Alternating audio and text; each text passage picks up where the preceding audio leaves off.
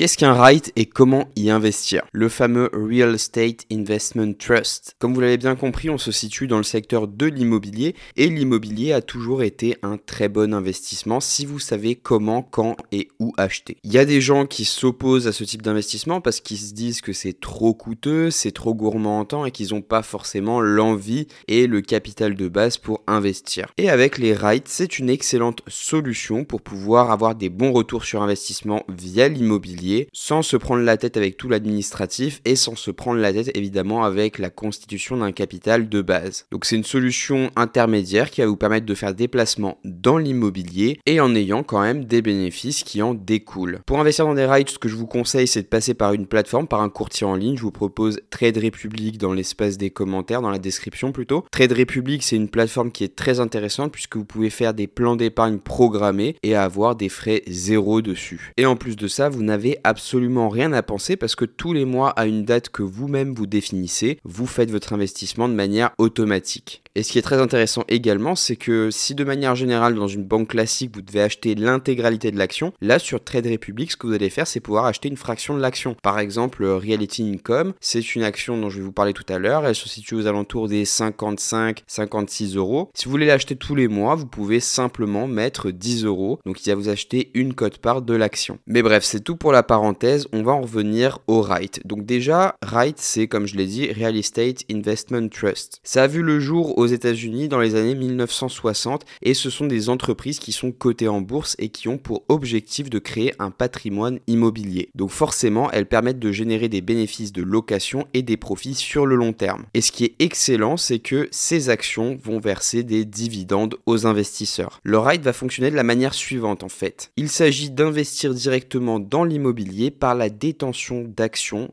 et non de parts. Et les REIT sont donc principalement axés sur les immeubles commerciaux, les immeubles de bureaux, les établissements hôteliers, les maisons de retraite, mais aussi les immeubles d'habitation. Ces REIT doivent avoir 75% de leurs biens et leurs revenus qui proviennent de l'immobilier. Par ailleurs, ils sont obligés de reverser entre 70 et 95% de leurs gains aux actionnaires. Et la plupart, ce versement se fait sous la forme de dividendes, donc c'est une excellente nouvelle pour nous les actionnaires. Maintenant, nous allons voir quels sont les meilleurs REIT. Donc les meilleurs REIT, vous ne pouvez pas y accéder par le PEA, donc c'est pour ça que je vous invite à utiliser Trade Republic qui est selon moi le meilleur courtier qu'on peut avoir en ligne. Et le meilleur c'est Reality Income évidemment. Si je devais choisir qu'une société, ce serait forcément celle-là, puisque son activité réside dans la réalisation du triple net. Toutes les dépenses et frais, travaux, entretiens, etc. liés au bon fonctionnement des immeubles sont facturés aux locataires. Ce mode de fonctionnement lui permet d'avoir une énorme rentabilité. En plus de ça, les principaux locataires de la société sont des entités qui sont très solvables parce qu'elles appartiennent en fait à des domaines qui sont vraiment très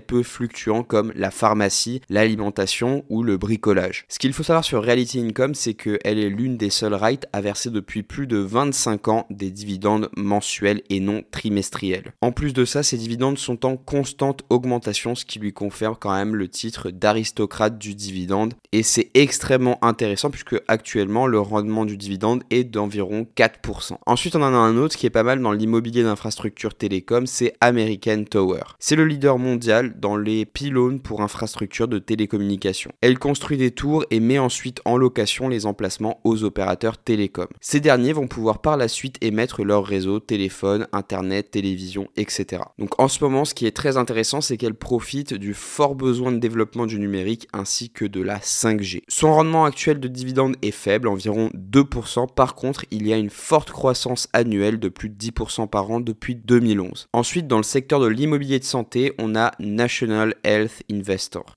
Il y a des sociétés qui sont plus grandes et plus connues dans ce domaine, par contre, ce sont toutes des sociétés qui souvent sont en difficulté financière. En revanche, celle-ci est une petite entreprise mais qui est très bien dirigée. En plus de ça, elle a toujours versé ses dividendes de manière régulière et croissante. La société possède des établissements de soins, de santé ainsi que des propriétés résidentielles pour les seniors. Et on est sur un rendement actuel d'environ 6% et le dividende est en hausse depuis 2002. Ensuite, sur l'immobilier résidentiel, on a Sun Communities. C'est un choix qui est relativement atypique, cependant c'est un très bon rapport entre la résilience du logement et le développement d'un thème en vogue, c'est-à-dire les maisons en préfabriqué. La société est spécialisée dans le secteur des résidences de luxe. Elle propose des maisons préfabriquées plutôt haut de gamme et son taux de dividende actuel est de 2%, mais le potentiel de croissance est très important. Il faut souligner que depuis 2016, l'entreprise verse régulièrement et de manière croissante des dividendes. Ensuite, on a l'immobilier dédié au centre de données et là, on a Digital Realty. C'est l'un des 2 leaders mondiaux avec Equinix en matière de propriété de centres de données. Il abrite des machines qui permettent aux sociétés clientes de réaliser des calculs à distance sans avoir une implantation physique. Il a aussi vocation à stocker des serveurs pour centraliser toutes les données informatiques. Et ça va de pair avec la digitalisation des données et le besoin d'avoir toujours une puissance de calcul de plus en plus importante. En fait, la société est à la fois indirectement associée à l'immobilier et à la technologie. Son rendement actuel est d'environ 3% et il est en forte hausse depuis 2005. Donc voilà, c'était mes REIT les plus intéressants. Maintenant, je vais vous parler un petit peu vraiment très brièvement des avantages d'investir dans des REIT. Déjà, c'est la transparence des investissements puisque les REIT doivent obligatoirement présenter des résultats financiers tous les trimestres et les investisseurs sont au courant quasiment instantanément des résultats de l'entreprise. Donc ça, c'est extrêmement intéressant. Tous les investisseurs qui ont vraiment besoin de transparence financière régulière parce qu'ils vont pouvoir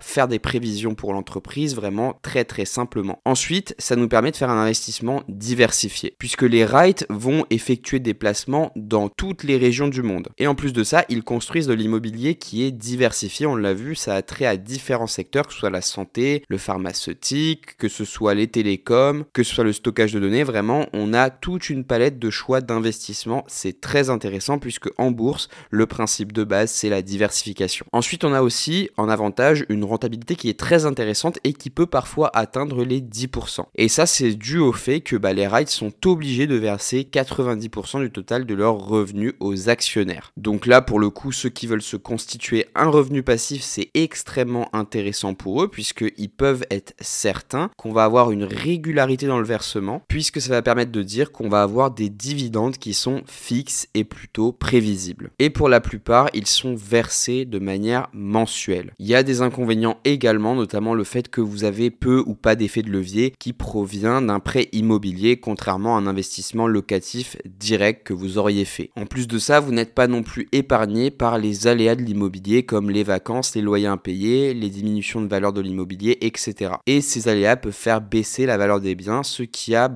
pour risque de créer une moins-value lors de la revente des biens immobiliers en bourse. Donc voilà, c'est tout pour cette vidéo. Je vous invite à cliquer sur l'une des vidéos qui apparaissent à l'écran.